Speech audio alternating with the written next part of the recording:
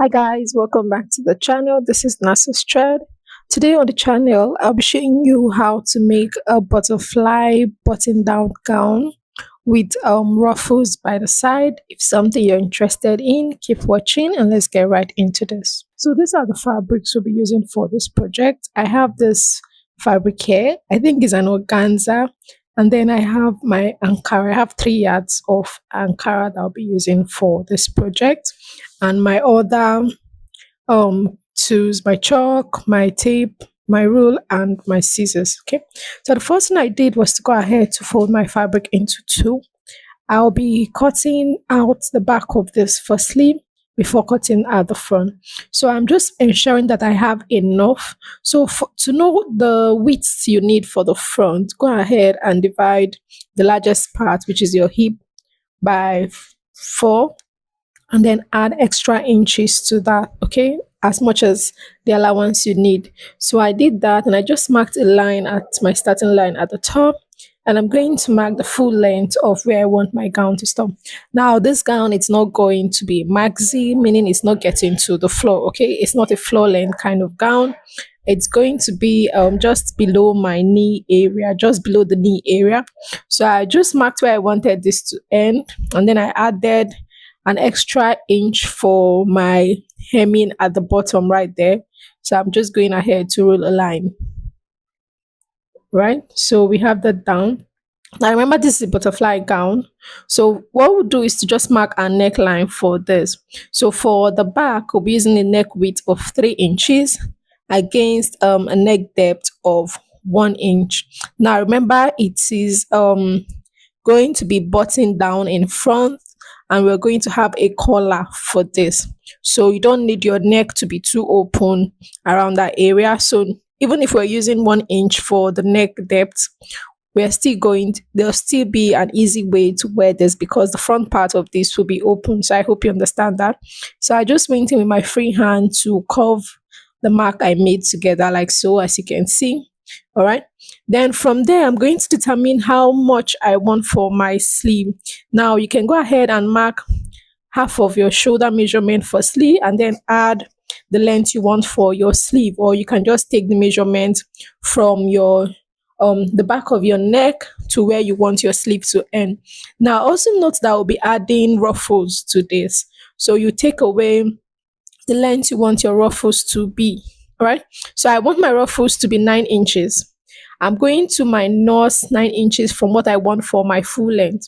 So I want the dress to get to somewhere around my wrist. That's the sleeve area to get to somewhere around my wrist. And the measurement I have around there is about 21 inches. So what I'll do is to minus 9 inches from 21, and then I'll mark down the remaining. So I hope you understand that. So if you want your ruffles to be more, go ahead and remove the measurement you want for your ruffles. Okay, that's what you do. And while marking down, ensure to add half of an inch, which will serve as your joining allowance. So you can use that to attach your ruffles to the dress. So after marking that, I'll just extend the line I marked at the top to the full length of this dress. So I hope you understood what I'm trying to explain. Whatever you want, wherever you want your sleeve to end, just take the measurement from the back of your neck down to where you want your sleeve to end. Okay, because it's a cut together kind of sleeve. So that's just it, right? So I've finished doing that. So just go ahead and cut off the parts we'll not be needing.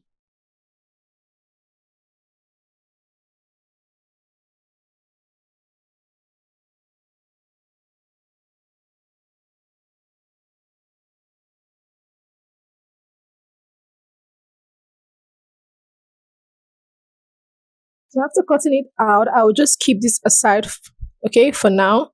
And I'll fold in another piece for the front. Remember I said that was the back. So this is the front now. I folded it into two again. Now I'm going to make a mark also at the top, which will serve as my starting line also. You know, this has a border at the ends of this for the Ankara, so you need to add that. Now from the center of my fold, I'll be marking 2 inches inward. Now the 2 inches I'm marking will serve as my button placket allowance. Remember, this has a button, so the part where you're going to fold for your button, this is essential for you to mark it down. So I just marked 2 inches from the center of my fold from the beginning to the end. So I'm going to take the full length of my dress also for the front. Now this is to ensure that I don't have the front longer than the back. Okay, they need to be equal, right? Then I'll go in with my rule to just connect the line I marked. That's the 2 inches line I marked earlier. Connect it together in a straight line.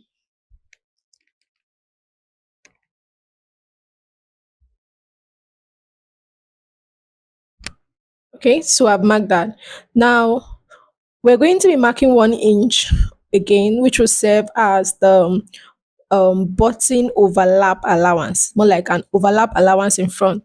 Now this is so that when you finish buttoning your gown, you don't have it opening up. Okay, it needs to be closed properly. So I just used 1 inch for this, and I'm going to connect this together in a straight with a straight line, right?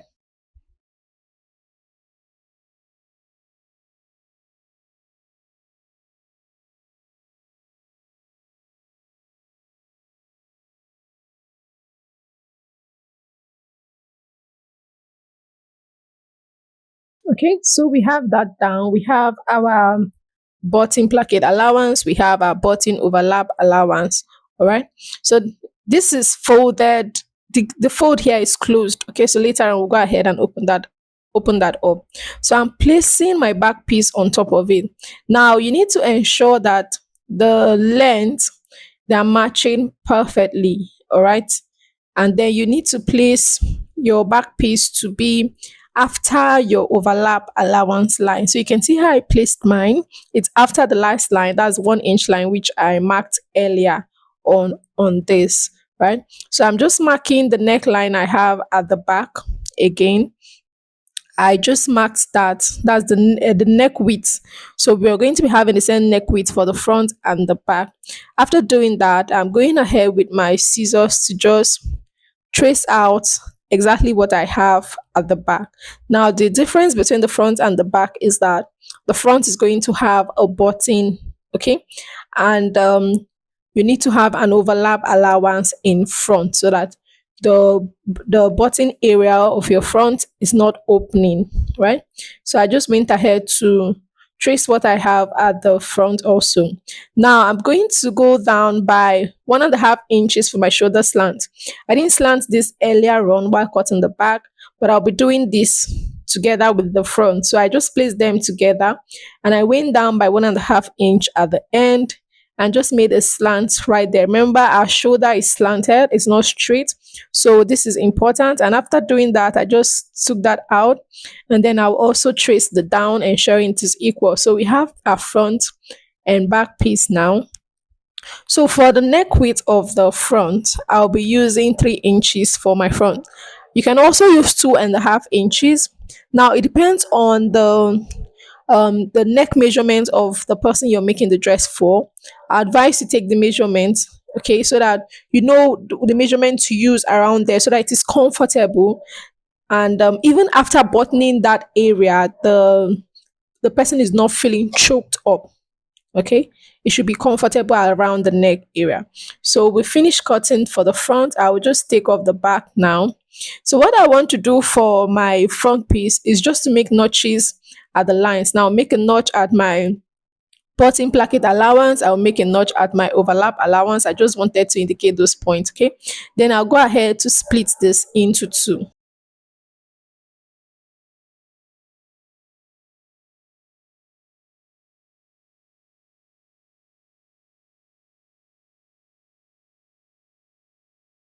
So we'll finish doing that. The next one to do is to start working on our dress. So sorry, we'll go ahead and fold this. Okay, we'll fold in 1 inch firstly and then fold in another 1 inch for this. That's for our button placket. So you need to be careful while folding this, okay?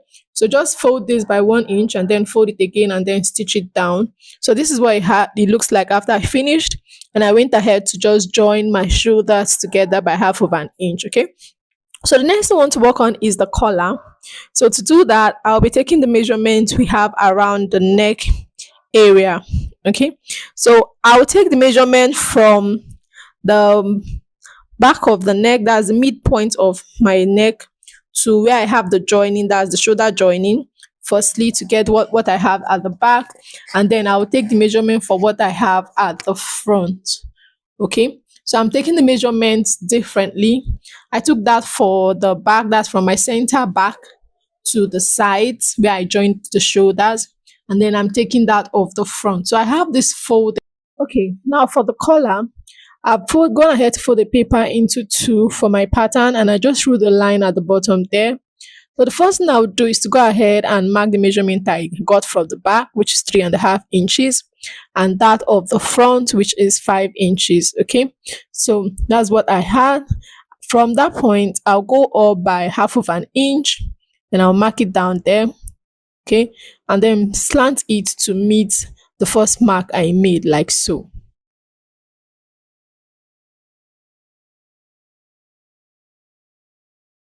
All right, so you can see what we have there. Okay, now from there, that's the line I just drew. I'll be going up by 1 inches for my collar collar stand. Okay, I'm just marking this down. Okay, it's also known as a bishop collar also, so you can use just this for your collar. Okay, so I'm just marking 1 inch from that point to where I have my folded end. Then I'll go in with my rule to just connect the points I've made together.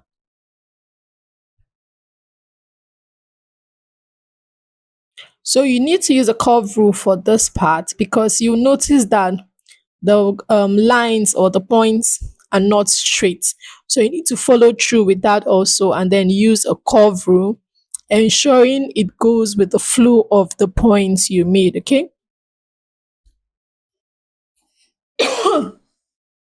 Okay. So that's what we have for our color stand. Now, from this edge here, okay, you just want to curve this point. I just went in by half of an inch at that end. Then I'll go in with my free hand to just curve that part a little bit. Okay. All right. So that's what we have for the collar stand. All right. Then for the collar fall, I'll go ahead and rule another line at the top. I'll just mark it down. Okay. Then I'll also take the same measurement I got also. So remember, we got 3.5 inches and we got 5.5. Okay, so I just mark them down, and I'll go up from the this part of my collar, that's the center part of my collar, by 2.5 inches. Okay, by 2 inches. All right. Then from this other end, I will also go up from this other end by 2 inches also. All right. So the eye there was for this to be longer. Okay, so I just went up by 2 inches from that end, and I connected it like so. All right, so I'm just going to mark where this is going to end, all right, so that we're not confused. Then from this other edge here, I'll go in by 1 inch from this end. I'll mark it down. Okay, and just give it a slanted line here. Then I want the pointy part of my collar to be long. So if you want to leave it this way, it can also work for you if that's what you want. Okay, but I wanted the pointy part of my collar to be long, so I decided to extend it more by 4 inches. So I just went up by 4 inches at that point for the extension, and I just adjusted my lines also to meet the adjustment I just made.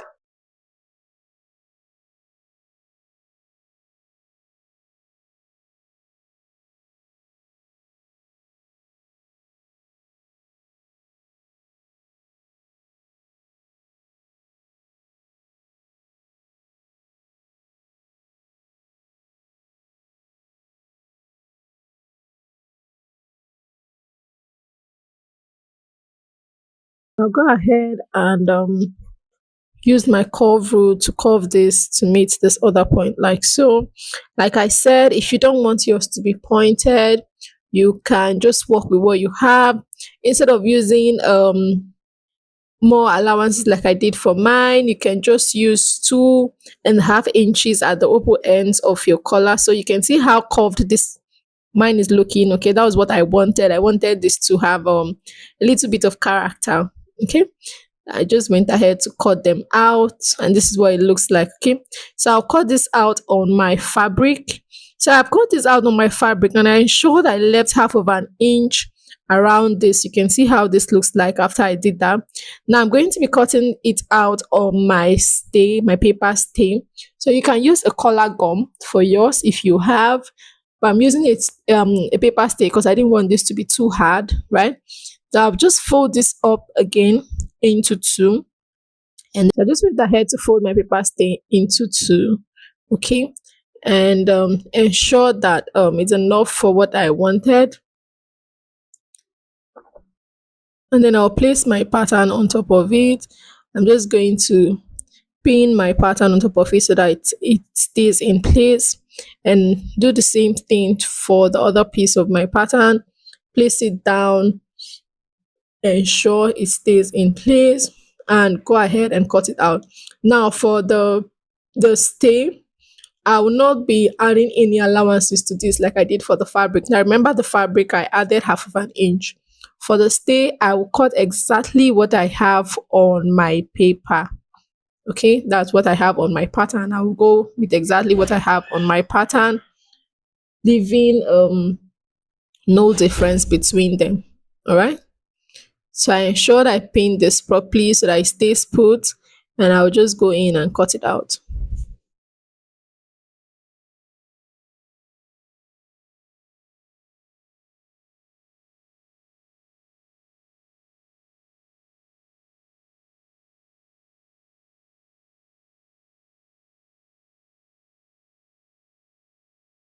Right, so I finished doing that. What I want to do is to place this on one part of this. Okay, so I didn't say this. I actually cut out two pieces of the collar fall and then two pieces of the collar stand. So you need to have two pieces of that. Then I'll pick one of this and then iron my paper stay at the middle point of it. So you need to ensure while ironing your paper stay to your piece that it's at the middle. You have half of an inch all around this. Okay, so I'll just go ahead and just place them properly. So you're ironing this to the wrong part of your fabric. Take note of this. Ensure you place it at the wrong part of your fabric and not the right side of your fabric. Right? So I just go ahead and do that. You can see this what it looks like after I ironed it to it. I'll keep this aside and then work on our collar four. So like I said, I had two of this. So I'm going to place this right side facing right side and go ahead and stitch the sides, stitch the top parts of this and the other side, leaving the bottom open. So this is what it looks like after I did that. All right. I'll just make a notch to indicate the midpoint of this.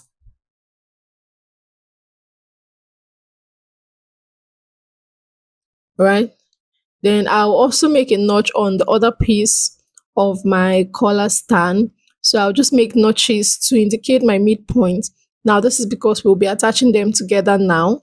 So we need to just indicate this so that we're not confused later on.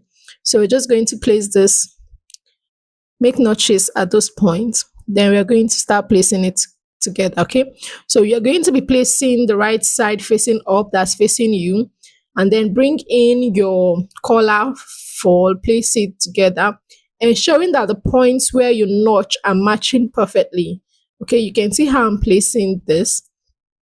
Ensure that the points where you notch are matching perfectly. They should be in synchronization. They should be together in unison. Okay, so after ensuring that they're placed together, just go ahead to pin it down, work with your pins so that they stay in place. All right, and then when you finish doing that, go ahead and stitch around this. So you're going to stitch from the sides of this.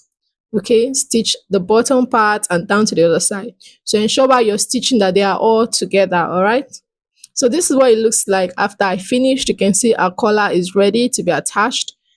I'll fold this up again and then get my midpoint, make a notch there, Then go ahead and bring in my fabric, that's the dress.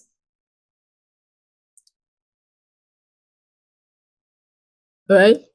So for the dress also, I'm going to make a notch to indicate the midpoint. So it's important you do these things for your dresses, especially while placing a collar, so that the midpoints are going to match perfectly. All right. So I'm going to place this from the back part of my dress, place the collar on top of it. So you can see the part of the collar I'm placing, that's the part with the paper stay. I'll place that down, match the notches together, and then go ahead and stitch it together by half of an inch to both sides. After which I will flip the other parts I have left, fold in half of an inch and just stitch on top of it to keep them all in place. So this is what I have after I finished doing that. So we fixed our collar, and that solves it. Okay, so we want to start joining the sides together. Remember I said this is a butterfly dress, so we're going to just work with our pins. We'll be pinning the open area, that's the front part of this, together. So just go ahead and pin them together so it stays in place, so that while you're working on the sides, the front part of this will not be disturbing you. So just go ahead and pin them together.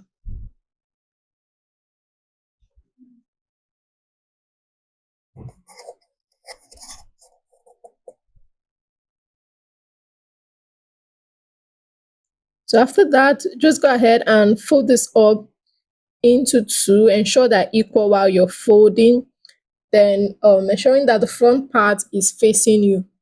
Okay, so this is what I did. I just folded that into two, allowing the front part to be at the top side. Okay, I'm going to start by taking the measurement from my shoulder to my bust point, then from my shoulder to my waist, then the shoulder to the hip point. All right. So I'll just use my free hand to extend those lines out so you can see them boldly. All right. So that will have the bust, the waist, and then the hip points. Okay. After doing that, go ahead and impute quarter of your measurement. That's quarter of your round bust. The round bust divided by 4, you mark it down. All right. And then add ease allowance. So I added 2 inches for mine because this is supposed to be a free dress. If you want yours to be tight or not as free as mine, you can use 1 inch for yours. So I just added 2 inches for mine because I wanted this to be free. I did the same thing at the waist, took quarter of my waist measurement, added 2 inches to that extra, and I just connected the lines I had together like so. You can see how this turned that. That's because I didn't make it so fitted. I didn't want this to be fitted. I wanted this to be free. Now I'm going to just extend the line I have at the hip outward like so. Now, if your dress is ending above your knee, if you're making this dress for yourself and it's going to end above your knee, you don't need to make this extension outwards. You just take the same measurement you have at the hip at the full length also. So I hope you got that. Then I'm going to repeat the same measurement on the other side. Mark my bust point, that's the shoulder to bust, shoulder to waist, shoulder to hip, and then take quarter of the measurement of my bust, my hip, my waist, and then add my 2 inch of allowance to that, and just connect it the same way I did the other. Okay, and then do the extension outwards for this. So this gown is going to end below the knee, but if yours is ending above the knee, you don't need to. All right. So after doing that, you want to open this up and just follow the lines you marked earlier and just stitch it down on both ends. So this is it. After I've done that, I've stitched it down. Okay, they're now together, and I went ahead to just hem the edge of this. So I've hemmed it down. So what we want to work on now is the ruffles for the side of our dress. All right. So to do that, go ahead and take the measurement you have around that end. Now, whatever measurement you have at the right should be exactly what you have at the left, because they are all same length, they're of the same length. So it should be the same thing. So I just went ahead to take the measurement there. You can decide to multiply that by 2, by 2.5, by 3, depending on how full you want your ruffles to appear. Okay, so you just go ahead and do that. So I've done mine. Actually, multiplied mine by 2, and I went ahead to run a loose stitch, sorry, at one end of this. I just did a loose stitch of this at the end. So the measurement I got for mine after I took what I had around that point was 77 inches times 2. I have 154. So I just cut that out, did a loose stitch, like a gather stitch at one end. So what I'm doing now is just simply taking the measurement to ensure I have 77.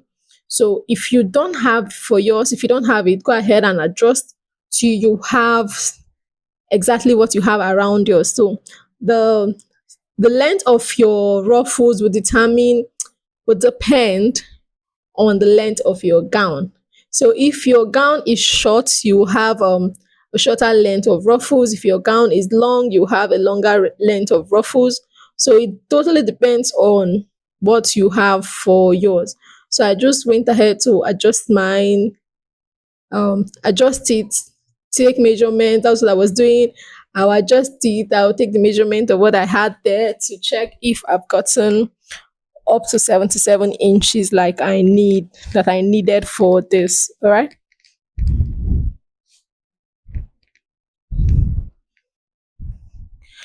So I would advise you use 2.5 inches. I think that is like you multiply whatever you get by 2.5 inches. That's like the best way.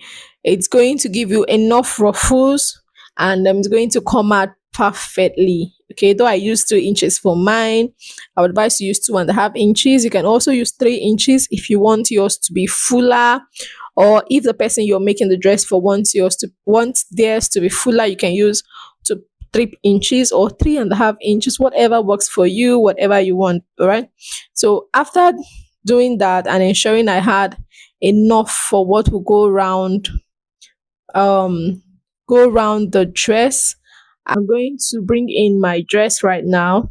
Okay, and then I'll place it on top of it like so. So I'm going to place the right side of my ankara facing me. You can see how I'm placing this down, and then bring in my ruffle piece and then place them right side to right side. So if you joined yours, you want to ensure that the place where you joined is facing upward, so that by the time you flip this over, it will be inside and it will be hidden. So this is what we have at the end of the day after attaching our ruffles. This is what the dress looks like. You can see how fine this looks. So the combination of the ankara just gives it a very pretty look. That's why I just used a black for the joining I had as for my ruffles. But if you're using a fabric that's not so colorful, ensure you use a colorful fabric for your ruffles. It's going to make it pop more.